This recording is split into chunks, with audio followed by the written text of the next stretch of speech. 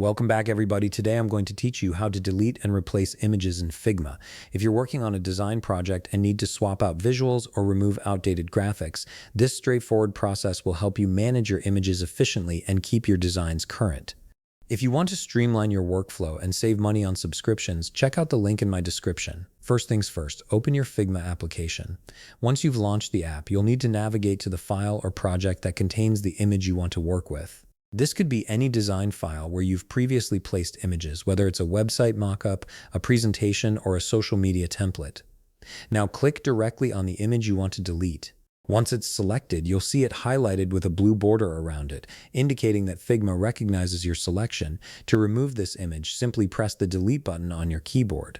The image will disappear from your canvas instantly, leaving you with a clean space to work with or replace it with something new. Here's where things get interesting if you want to replace the image rather than just delete it. On the right side of your screen, you'll see the Properties panel. Look for the section labeled Fill. This is where Figma stores all the visual properties of your selected element, including any images that might be filling that shape or frame. Under the Fill section, you'll notice the current image displayed. Click on this image thumbnail to access the replacement options. This opens up a menu that gives you several ways to change or modify the image. Hover your mouse over the image preview and you'll see several options appear. Click on the one that says Upload from Computer.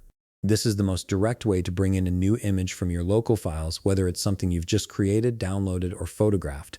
A file browser window will pop up, allowing you to navigate through your computer's folders.